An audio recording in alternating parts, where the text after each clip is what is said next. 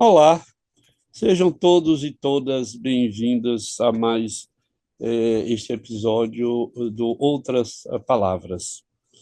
Eu sou Antônio Neri Filho, psiquiatra e professor aposentado da Universidade Federal da Bahia. Se você quiser acompanhar o meu trabalho, você se inscreve no canal Conversando com Neri. E hoje eu tenho o prazer de receber uma psicóloga, uma pessoa porque eu tenho uma admiração muito grande. Renata, vou pronunciar seu nome bem, Berenstein. Então, eu espero, Correto. acho que tem outro nome, mas você é conhecida como Renata Berenstein. E Renata é psicóloga, professora e diretora artística dos Incênicos, grupo sobre o qual nós vamos falar certamente muito nessa conversa. Então, Renato, obrigadíssimo de novo por ter aceito esse convite. E eu começo sempre com uma pergunta que é meio surpresa para os meus convidados, que é a seguinte: quem é Renata Bernstein? A gente conhece a diretora, a professora, mas quem é essa pessoa? Olá, Mary, a todos que estão nos escutando. Esse é meu primeiro podcast, então também estou Ah, agradecida pelo convite. Bom, Renata Berenstein, sou muitas, né? Então, Renata Berenstein é atriz, eu sou diretora de teatro, produtora cultural e sempre me pautei na minha vida nesse intercâmbio com a arte, né? A arte sempre foi para mim, principalmente o teatro, sempre foi um lugar de muito fascínio, né? E de muita verdade no encontro da vida, assim. Então, ao longo da minha trajetória, eu me debrucei sobre essa arte, né? Tanto na psicologia, com o trabalho dos cênicos, mas também na produção cultural. Então, durante muitos anos, produzi festivais, produzo até hoje um festival infantil, né? Porque acredito que para o desenvolvimento desses pequenos a gente precisa também de muita arte, né? Então, Renata é uma amante da arte e mais uma tentando sobreviver nessa selva de pedra, né? Então, essa é um pouquinho de mim. aham. A psicologia vem antes ou depois da arte? Para mim vem depois. Sim. Para mim vem depois, né? Tanto no campo da minha formação, no sentido de que eu já fazia teatro antes de entrar no curso de psicologia, né? Então, desde muito pequena, eu sempre fiz cursos, né? Sempre me mantive nativa no teatro. E também no campo da experiência, eu acho que a psicologia vem talvez dar conta ou tentar organizar um processo que é muito intuitivo da arte, né? Então eu sempre falo assim, primeiro eu faço arte, depois eu vou pensar sobre, depois eu vou entender o que é que isso produz no sujeito, né? Mas eu acho que para mim a arte vem antes da psicologia nesse sentido, né? Então, dos E encontros. como é que ocorre, Renata? Eu diria, você entrar na arte ou a arte entrar em sua vida? Como foi esse? Conta para a gente aí um pouco como foi esse encontro de Renata com a arte, ou da arte com Renata, que é possível também. Eu acho que de muitas formas, assim, né? Eu me lembro, assim, eu tenho uma lembrança muito viva, assim, ainda de criança, né? E a escola é o primeiro lugar, né? Onde a gente socializa no campo da arte, né? Então a gente brinca, mas a gente faz o teatrinho, né? Então acho que a escola é esse espaço. E eu tenho essa lembrança muito da escola, e é a primeira vez que eu faço uma peça com os colegas, né? E para mim, eu acho que eu era uma criança muito tímida, então ali foi o momento em que eu me senti escutada, onde as pessoas riram das minhas brincadeiras. Então, aquela relação, né, da resposta, do estímulo do público, né, aquilo para mim foi muito atravessador naquele momento, né? E aí, ali eu soube que eu queria fazer teatro, que no palco, para mim, era um espaço de muito de um certo conforto, assim, também, né? Na verdade, assim, de muitas emoções, porque é um lugar, né, que evoca muita ansiedade, muitas emoções, mas também era para mim uma forma de estar presente na vida, né? Então, meu primeiro contato começa ainda na infância, né? E aí, ao longo da minha adolescência, eu sempre fui a garota do teatro, né? E até hoje na família, os tios longes, os primos perguntam: mas você ainda faz teatro? Então, na verdade, o teatro sempre foi uma coisa que para mim foi muito presente na adolescência, né, na constituição da minha personalidade. Então, Eu brinco que eu já entrei no curso de psicologia, né? Eu fiz psicologia na Universidade Federal, e tem sempre aquela pergunta, né? Por que que você escolheu psicologia? E eu sempre dizia assim, eu escolhi psicologia porque meus pais não deixaram eu escolher teatro. Então, Essa é boa, essa é boa, essa é boa. E você fez teatro, Renata, na UFBA, você diz. Em que período, você lembra? não, aí depois eu entro na UFBA em teatro na pós-graduação. Então, na Sim, verdade, a minha graduação é em psicologia sim. e eu entro em artes cênicas através do mestrado. Durante a minha graduação, eu sempre fiz cursos livres, né? Então, tive a oportunidade de fazer cursos com grandes professores da UFBA, Arildo Deda, fui assistente do Gil Vicente Tavares, então consegui me inserir no meio, né, através de cursos extras, assim, né? Mas na universidade mesmo, é no mestrado que eu entro na universidade no campo das artes cênicas, né? E a psicologia, Renata, como foi a sua experiência com esse universo? Outro dia eu conversava com uma pessoa que disse: eu entrei na psicologia para compreender o trabalho que eu fazia. Eu disse: talvez.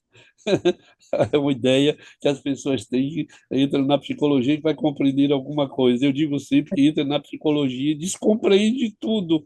E aí, então, de que modo a psicologia funciona aí para você e atrapalha ou ajuda? Ou, que ponte você faz entre esse trabalho como atriz e como diretora e a psicologia?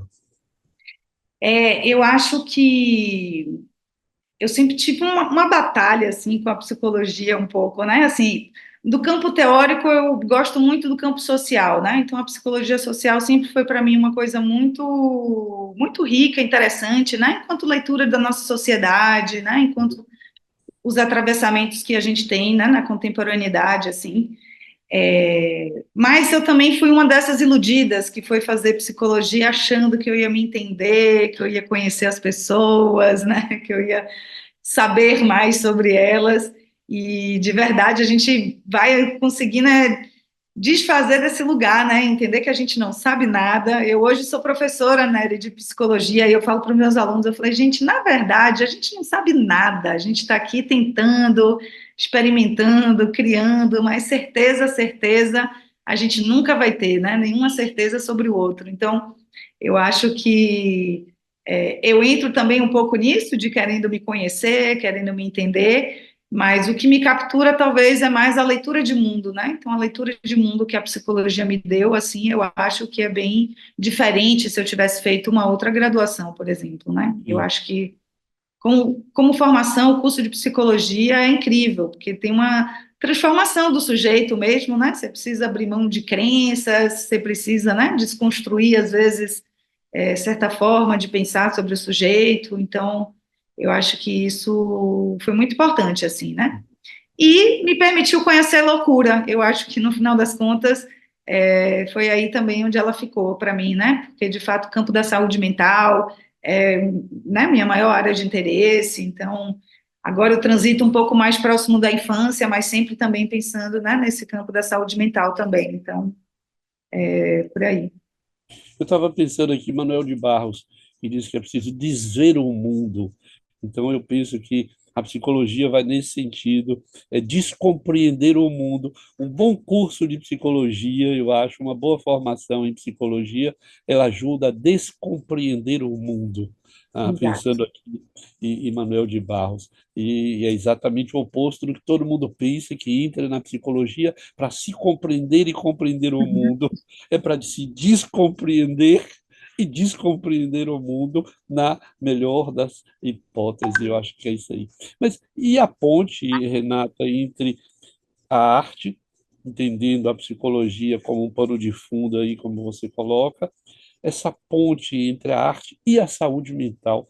Como é que você compreende o lugar, o papel da saúde mental na aproximação com a loucura e com o cuidado com as pessoas loucas ou em sofrimento psíquico grave, como a gente diz? Como é que você vê essa ponte? Como é que se constrói também essa ponte, né? Eu acho, Nery, que são diversas pontes distintas, né? No sentido de que eu acho que a cultura tem um papel muito importante nessa transformação do cuidado, né, ou na transformação das leituras sociais, né, por exemplo. E aí eu acho que tem esse primeiro aspecto da fruição de o que a gente consome da cultura, né? O que a cultura nos ensina, por exemplo, sobre o usuário de drogas, né? O que aparece na televisão, o que aparece, né, nas séries. Então, o que a gente está, de alguma maneira, perpetuando, né, na nossa produção cultural, certos lugares sociais também, né? Então, quando a gente produz, né, por exemplo, os filmes com muitas mortes, né, ou esse cinema brasileiro, assim, de alguma maneira a gente também perpetua alguns lugares, né, algumas leituras. É preciso a gente produzir também outras formas, né, mostrar outras formas. Então, quando a gente pensa, por exemplo, né, dentro do processo da reforma psiquiátrica, por exemplo, essa dimensão, né, cultura e arte é uma dimensão muito importante, porque a gente precisa mesmo alimentar as pessoas culturalmente também de outras perspectivas, né, sobre a loucura, sobre o adoecimento, né. Agora, por exemplo, hoje em dia a gente tem a internet, né, então o que as pessoas consomem também na internet, né, sobre o tema da saúde mental é muito diverso, né, então tem coisas legais, mas também a gente sabe que tem coisas que também não são, né, não Hum, são tão bacanas, tão positivas assim, né, nesse contato. Então, eu acho que tem também muito esse caráter, né, da arte como uma arte que possibilita outras visões, né, que nos ajuda a transformar o mundo para que esse mundo, de fato, acolha essas pessoas, né, onde as pessoas encontrem lugar para eles, né. E aí acho que a gente tem um outro caminho que é pensar também o efeito dessa arte para essas pessoas, né? Então hum, aí eu acho que tem uma outra perspectiva que talvez, né, mais perto dentro da ideia do que seria uma arte-terapia, né, ou um espaço de compartilhamento, porque eu nem acho que precisa ser arte-terapia, na verdade, mas assim, o efeito da arte sobre o sujeito individual, né, que é isso, não precisa ser um terapeuta quem faça isso, né, é o fazer teatral, né, é a pintura, é o próprio processo artístico, que é um processo que eu acredito cada vez mais que é um processo organizador, né? Então, tem uma artista plástica, chama Faiga Oster, ela era uma russa, se eu não me engano, ou polonesa, agora eu não tenho certeza, imigrante no Brasil, e ela fala muito disso, como o processo de criação, ele é um processo que nos ajuda a organizar psiquicamente, né? Porque eu preciso dar forma a algo que não existe, né? Ou seja, eu preciso dar forma a um personagem, eu preciso dar forma a uma pintura, né? Eu pego uma folha em branco, quando eu vou criar, eu estou dando forma em algo, né? E que para isso acontecer, a gente precisa primeiro estar no momento presente, a gente precisa, né, estar articulado. Então, o processo de criação é um processo que nos organiza psiquicamente, né? E isso, com o trabalho dos cênicos, é uma das coisas que eu mais vejo, né? No sentido de que, para além de todo o processo social, né, dos lugares sociais que eles alcançaram, né, dentro do grupo dos cênicos, também tem um processo de organização, né, no momento que eles criam a cena, no momento dos ensaios, né, isso evoca uma organização e autonomia do sujeito, né, que vai estar em cena, que vai ser visto.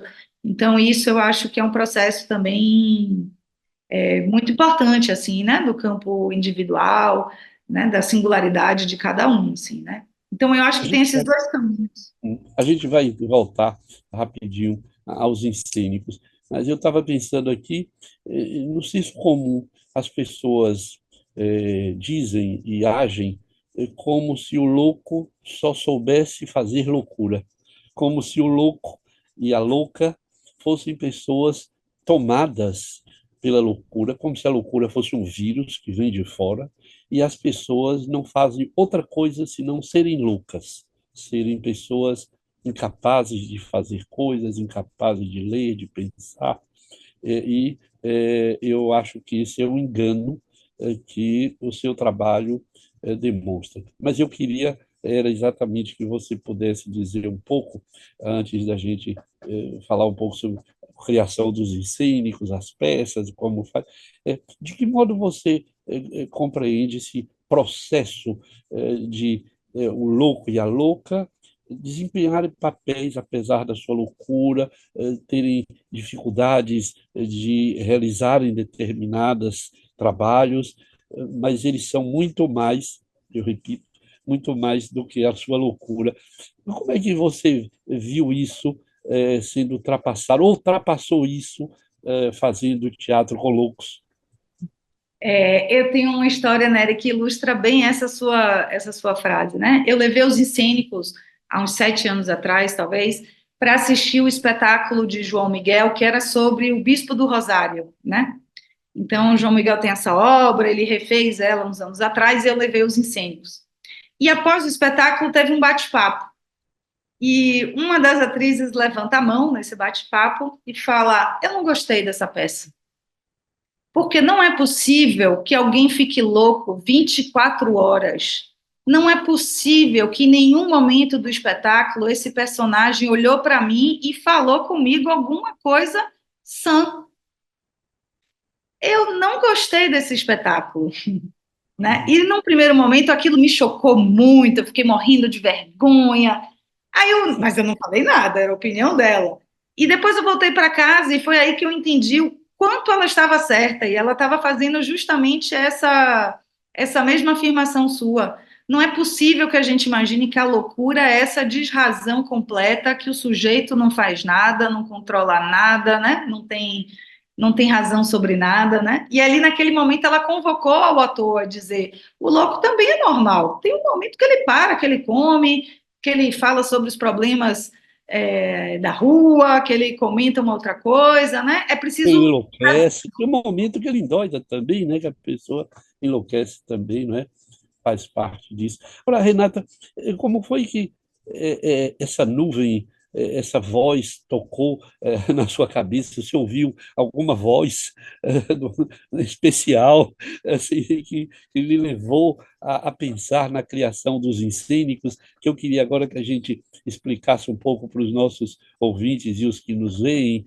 eh, Como foi a sua ideia e a sua criação dos encênicos, que eu acho, inclusive, um título extraordinário: Insanos e Encênicos, Insanos em Cena.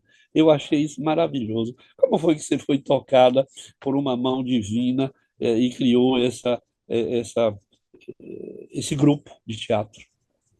Foi uma mão e uma palavra. Então, a primeira mão foi do querido professor Marcos Vinícius. Então, quando eu Sim. estava finalizando a minha graduação, eu um dia vou me desabafar com ele e digo: eu não gosto da psicologia, eu queria fazer teatro, eu não sei o que é que eu vou fazer quando eu sair dessa faculdade.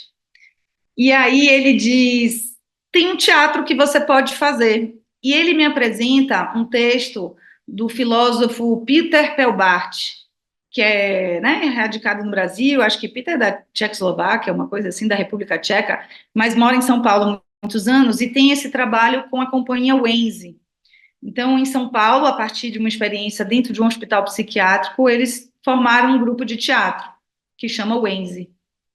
E aí, quando eu li o texto do Peter Pelbart, eu falei: descobri, é isso aqui que eu quero fazer. Porque ele descrevia uma cena que para mim foi muito, me capturou, que era uma cena onde a realidade, né, ou seja, um dos atores tinha uma crise durante o espetáculo.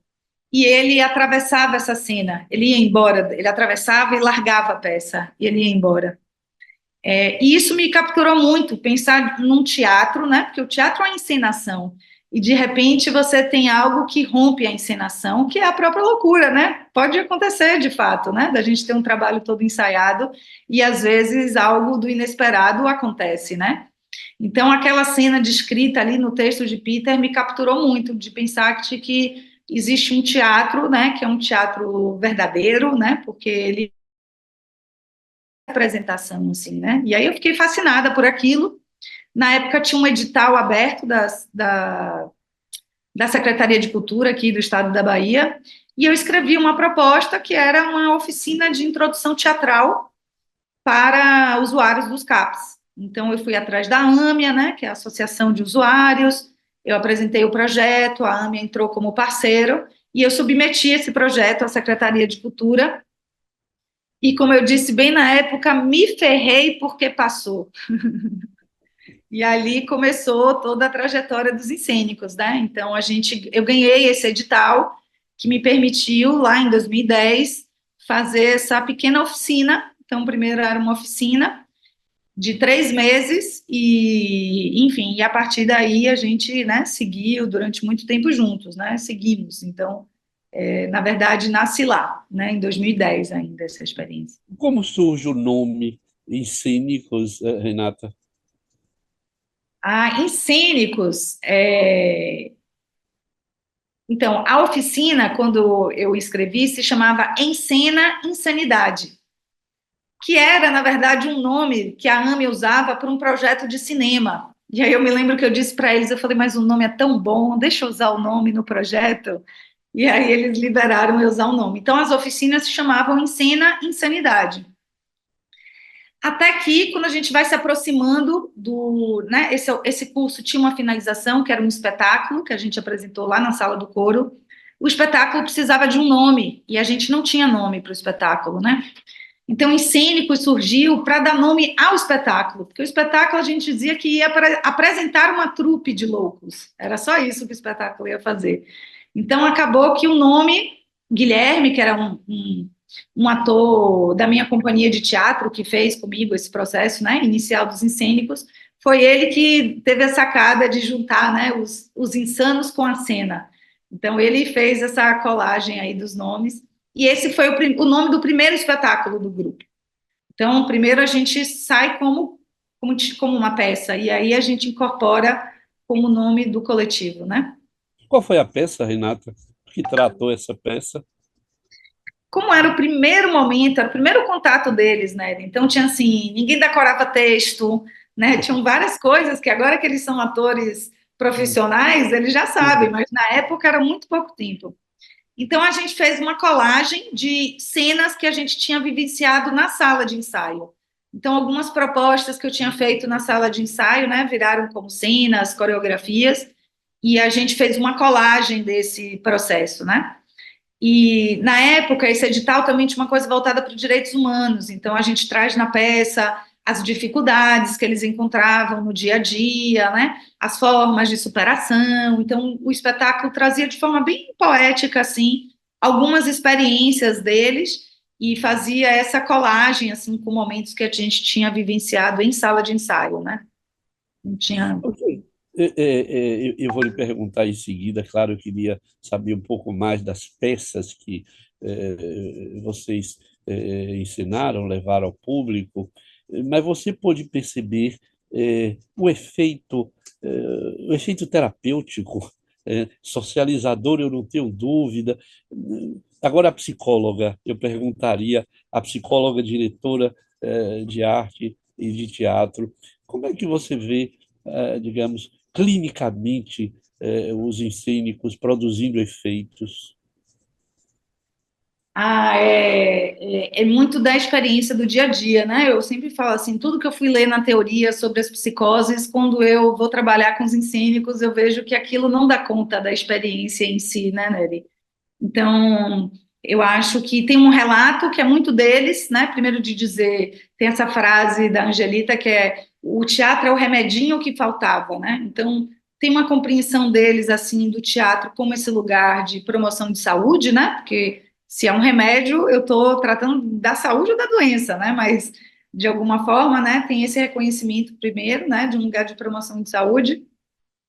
Tem uma coisa também muito presente que foram as internações, né? Então, muitos deles sempre dizem que a crise existirá, a crise vai ter, mas hoje eles não chegam, são poucos que chegam a necessitar de uma internação, né? Então, temos pessoas que antes tinham um percurso muito frequente de internação e que, a partir da experiência dos encênicos, isso não se repete, né?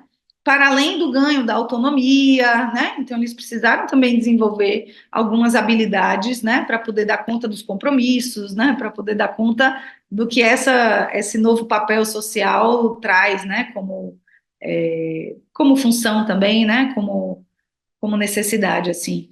Então, eu acho que nesse sentido é muito perceptível, né? Agora, por exemplo, a gente está quase há um ano sem nos encontrar frequentemente, né? Então, isso a gente percebe, tem um maior, alguns entraram um pouco em crise, né? A gente já tem alguns, infelizmente, nesse intervalo perdemos uma das atrizes, né? Então, houve, né, Anderly, que é uma das atrizes desde o início, muito presente, veio a óbito, então tudo isso, de alguma maneira, mexe no grupo, né, e reflete também como essa questão, enquanto convivendo na frequência, ela é um pouco melhor assistida, né, então, eu acho que passa um pouco por aí.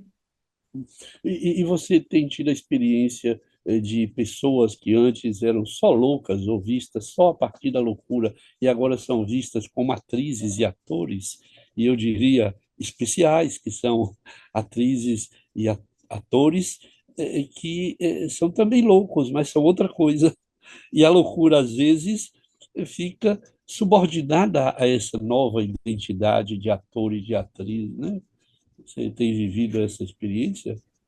Ah, com certeza, né? Desde o início, assim, eu me lembro que uma vez, logo lá, 2010, 2011, eu recebi uma ligação de uma produtora cultural e ela falou assim, Renata, tem uma atriz sua aqui. Eu falei, tem uma atriz de minha? Aí, fazendo o quê? Ela fez assim, não, ela viu aqui um cartaz que ia ter um curso de figurino, chegou aqui dizendo, eu sou atriz dos Incênicos, eu quero fazer esse curso. Então, né, eu acho que até a coisa da palavra dos Incênicos também deu a eles um outro lugar, né, que não é dizer eu sou uma atriz louca, né, eu sou atriz dos Incênicos. Clínicos Então, o com que isso identidade, significa? uma outra identidade. Eu sou médico, psicólogo, eu sou atriz dos clínicos. Eu acho que isso é lindo. Agora, você podia falar um pouco de algumas peças que vocês têm feito sobretudo, algumas surpresas? Eu imagino que você deve ter tido, ao longo das peças que realizou com os Incênicos, algumas surpresas. Eu acho que seria, podia contar algumas aí para a gente ilustrar o seu trabalho, as dificuldades, as facilidades, as alegrias, mas talvez às vezes até algumas tristezas mesmo, né, que é possível. Não, claro, tem uma história que toda sessão tem história, né? Toda apresentação tem história. Mas tem uma que eu gosto muito. A gente, em 2017, fez um espetáculo que chamava Quem Está Aí, com o bando Flores da Massa, que era um grupo musical do Juliano Moreira, né? Então, esse bando musical era formado por internos, né? E por pessoas também que vão ao Juliano como tratamento ambulatorial, né? Então, ex-pacientes, internos, mas também médicos, psicólogos, né? Outras pessoas da equipe também, né? E aí nós montamos um musical. Então tinha esse musical, a banda ao vivo, os encênicos eram assim 25 loucos em cena, né? Entre eles existia essa figura Gil, que Gil era um dos cantores do bando, né? E na época Gil estava internado e na época ele estava muito medicalizado, muito, muito, muito medicalizado. Então a equipe fazia um super esforço de levar eles para o ensaio, a equipe estava bem empenhada em manter ele se participando, mas ele estava muito comprometido, né? Então havia um acordo durante o espetáculo que era Gil não vai ter regra, ele vai poder fazer o que quiser. E os atores não, os atores têm tudo ensaiado, eles tinham que manter todo o script, mas Gil ia ser um elemento livre, ele ia poder fazer o que ele quiser. Então, Nery, foi surpreendente, né? Porque durante a temporada a gente viu o Gil de diferentes formas. Ele ficou doente, depois ele melhorou. A gente acompanhou o Gil nessa mudança. E o espetáculo mudava, porque mudava a interação dele com o público. Então, às vezes, ele passava no meio do palco, ele atravessava a cena, às vezes ele via a cena, entrava no mesmo clima, chorava junto, entrava mesmo, né? Livremente. Até que um dia eu tô vendo todo mundo ali muito agitado, e aí quando acaba o espetáculo, uma das atrizes vem correndo para mim e diz, Renata, você não sabe o que aconteceu? Eu falei, o que foi? Durante a peça, Gil sentou no colo de uma mulher da plateia. Eu falei, nossa, e a mulher fez o quê? A mulher deu risada. Eu falei, ai, que bom então, a mulher deu risada. Aí a outra faz, mas você não sabe, ele deu um abraço na mulher. Eu falei, nossa, e a mulher? Ah, a mulher deu risada. Eu falei, então estava gostando. Aí vem a terceira e diz, mas Pró, ele beijou o rosto dela todo. Eu falei, e ela fez o quê? E eles continuavam dizendo, ela deu risada. E para mim, Nery, aquela cena ali era de fato o atravessamento do teatro. Porque Gil, na sociedade, ele é um invisível. Ninguém daria atenção para ele. Nenhuma das mulheres de classe média permitiria que Gil sentasse no colo dela, que a abraçasse, que a enchesse de beijo. E ali existe um jogo teatral que permite que aquilo aconteça, seguro para todos, para Gil e para ela, né? Então, assim, eu acho que para mim, eu pude ali nessa experiência um pouco viver aquilo que me capturou lá quando eu li o texto do filósofo, né? De que tem uma realidade que atravessa a loucura, que atravessa a criação, né? E que a gente precisa incorporar ela na criação. Então, ainda disse assim, gente, essa mulher foi embora achando que tudo tinha sido ensaiado. Com certeza ela foi embora achando que aquilo fazia parte da peça. Ela não estava ali lidando com o Luca, ela estava ali lidando com os atores. Então, por mais doidona que fosse a proposta, né, era um jogo seguro que se estabeleceu, né?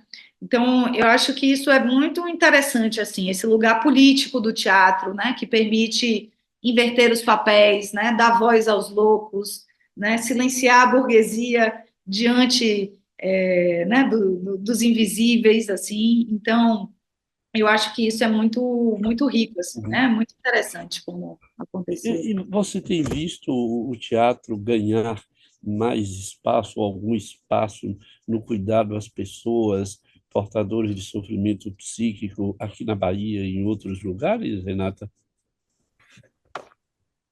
E tem um movimento grande, Nery, nacional, né, de artistas, de psicólogos, que tem investido muito nisso, assim, né, na saúde mental. A gente tem movimentos em São Paulo, em Belo Horizonte, no Rio de Janeiro. Isso é muito presente, assim, né? Na Bahia, eu acho que a experiência dos cênicos também rendeu frutos, né? Mas a gente encontra ainda um grande empecilho, né? Que são as formas de manutenção desses coletivos, né? Ou investimento financeiro desses coletivos. Então, o que eu acho que às vezes acontece muito é que essas experiências elas não conseguem ter visibilidade porque elas não têm recursos para sair do CAPS, né? Então, eu não tenho um dinheiro no CAPS que me permite alugar uma pauta do teatro e fazer a minha apresentação de final de ano num teatro, né? Tem que ser dentro do CAPS. Então, as coisas acabam nascendo e ficando, né? Nesses espaços, assim.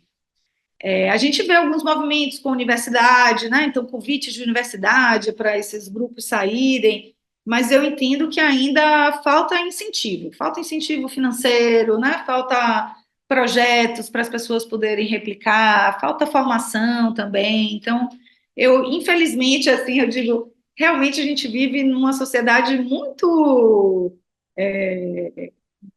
eu nem saberia caracterizar, mas assim, eu acho que instrumentos tão importantes, né, como o teatro, o trabalho de Nise da Silveira, por exemplo, com a pintura, com as artes plásticas, que mostram efeitos tão potentes, né, até hoje são negligenciados ali na ordem das formas de cuidado, né? Então, eu acho que para mim isso também é sempre um grande mistério, né? Porque que se faz tão bem, se o que produz de resultados é tão positivo, né? Por que a gente não investe realmente nisso, né? Eu acho que é isso. A gente sabe que tem muitos Diria, interesses. eu não sei se você concorda comigo, que é uma miopia política, a meu ver. Isso não é uma coisa, é, não é uma coisa sem pensar. A indústria farmacêutica está aí, a medicalização da vida e a medicação, que é o uso do produto para uma pessoa quando ela precisa, mas a medicalização da vida é resolver os problemas, as dores da vida através de um medicamento, através de uma substância química. E nós vivemos essas duas coisas, a medicalização da vida e a medicação que se utiliza para a pessoa que precisa, em determinados momentos, um medicamento para dormir, ou um medicamento que reduz a sua ansiedade, ou um antibiótico, ou um corticoide, o medicamento faz bem quando é bem utilizado. Então, digamos que o teatro custa menos, o teatro insere os desinseridos. Então, a gente teria que se perguntar qual é o interesse da sociedade para inserir pessoas que ela vê como pessoas fora da ordem, como diria Caetano Veloso, né? Quando eu ensinava psiquiatria forense, se você me permite, eu levava meus alunos de medicina e mostrava a eles não a loucura, mas o absurdo daquela exclusão. Quer dizer, as pessoas não tinham mais nada senão a sua própria loucura para viver. Então, isso é uma coisa muito séria. E o teatro, a meu ver, custa mais barato, eu imagino, montar peças e cuidar das pessoas e reinseri-las. Agora, você tem tido espaço na mídia para divulgar esse trabalho, Renata, e dizer, olha, eu estou aqui com a bandeirinha dos incênicos, aliás, eu vou voltar a eles, vou lhe pedir para dizer quantas peças vocês já fizeram, se tem alguma coisa em andamento atualmente, se você está dirigindo algum grupo, o que você está precisando agora para montar a próxima peça dos Incênicos. Bom, pensando então na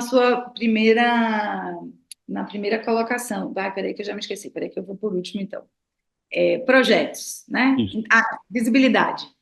Então, Nery, hoje o que a gente tem em canal de comunicação é a internet, né? Então, na Sim. verdade, assim, a gente veio de um ritmo 2022, 2023, a gente tinha ganhado um edital de manutenção de grupos da Fundação Cultural. Então, foi um ano muito efervescente, né? Nós lançamos um último espetáculo em novembro de 2023 e lançamos livro, fizemos oficinas, fizemos filme, fizemos uma série de conteúdos, assim, né? Então, foi um ano muito puxado em termos de produção, né?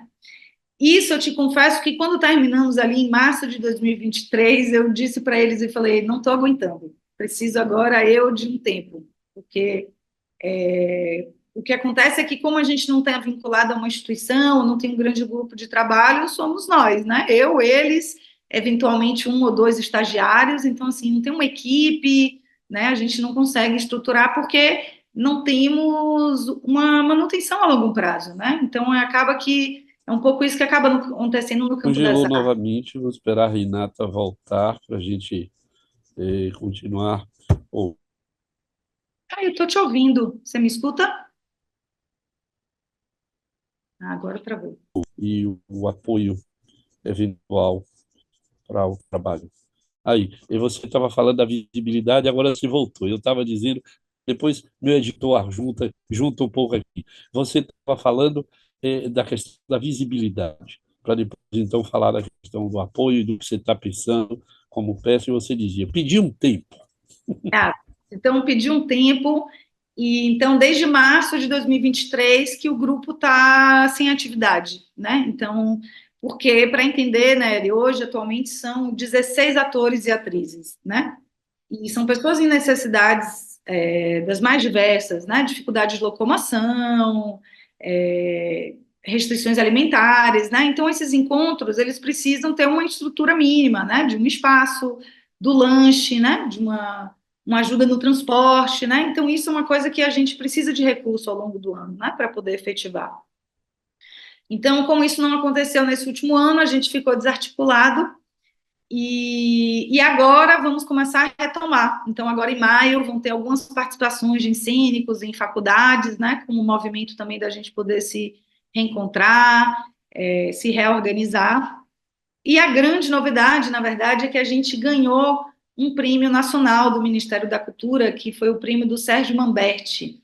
Então, essa foi uma premiação por trajetória de grupos e coletivos no campo da saúde mental, né? Teve diversas categorias, mas a gente ganha essa categoria, né? De trajetória enquanto agentes culturais no campo da saúde mental. E aí, muito em breve, no segundo semestre, a gente deve entrar novamente em cartaz, né? Como uma contrapartida desse prêmio, a gente entra em cartaz com esse nosso último espetáculo, que foi o Assim É, Se Lhe Parece, que é uma adaptação que a gente fez para o universo baiano da dramaturgia de Pirandello, né, italiano do século XVIII. Então, a gente fez essa adaptação, trazendo essa história que se passa na Itália para o Pelourinho. Então, a gente faz essa apropriação, né, enfim. E aí, por conta desse prêmio, a gente deve estar retornando agora no segundo semestre, fazer uma temporada pequena, mas vai ser uma chance, né, das pessoas poderem ver, e, enfim, eu acho que tem aí essa necessidade de estruturar, né, porque a gente acaba vendo que muitos projetos no campo da saúde mental não conseguem ter uma estrutura que dê suporte a eles, né, então É uma pena, a gente vê muitas ideias bacanas, muitas coisas que não conseguem, às vezes, ir à frente por falta mesmo, né, desses recursos, da visibilidade.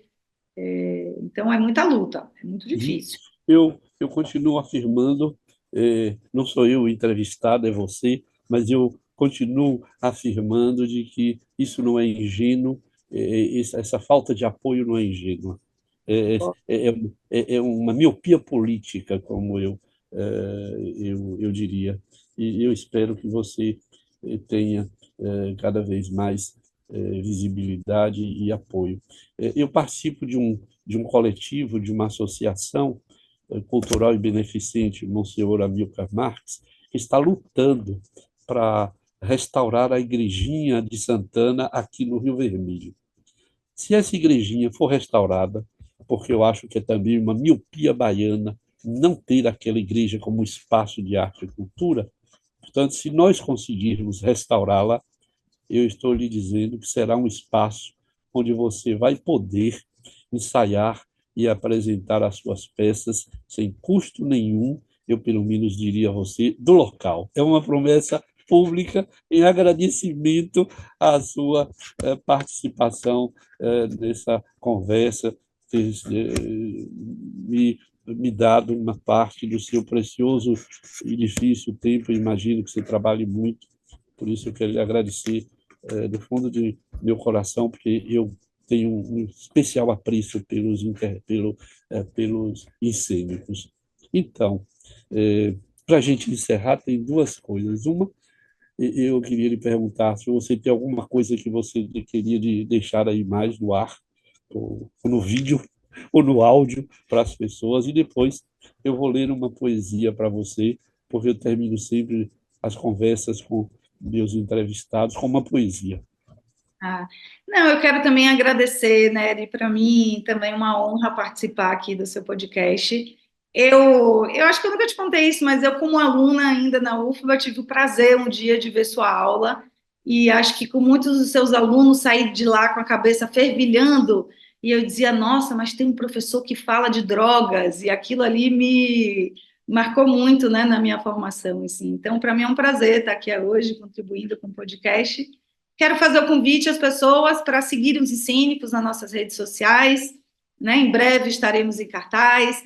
Agora, no mês de maio, a gente vai estar participando de muitos eventos na universidade e estamos no desejo aí de construir juntos um festival no final de maio para que outros artistas da RAPS, né? Outros artistas da rede possam também ocupar o espaço. Então, a gente vai divulgar tudo no nosso Instagram muito em breve. Assim como o nosso livro que a gente lançou no ano passado, ainda temos alguns exemplares, a gente vai também colocar em circulação, fazer venda. Então, sigam os Encênicos no Instagram, no YouTube, vejam nossos vídeos, compartilhem o material, que tem muita coisa boa também para apreciar. Ismália, Alfonso de Guimarães. Quando Ismália enlouqueceu, pôs na torre a sonhar. Viu uma lua no céu, viu outra lua no mar. No sonho que se perdeu, banhou-se toda em luar. Queria subir ao céu, queria descer ao mar. E no desvario seu, na torre, pôs-se a cantar. Estava perto do céu, estava longe do mar. E como anjo, pendeu as asas para voar. Queria a lua do céu, queria a lua do mar. As asas que Deus lhe deu ruflaram de par em par. Sua alma subiu ao céu, seu corpo desceu ao mar. Então, Renato, obrigadíssimo. Mais uma vez, nós voltaremos certamente em outro momento. Então, Muito obrigada, Nery. se você gostou dessa conversa, dê aí um like, né, para que nosso programa possa continuar e nos acompanhe no Instagram, no Spotify e no YouTube. Até o próximo encontro. Obrigado.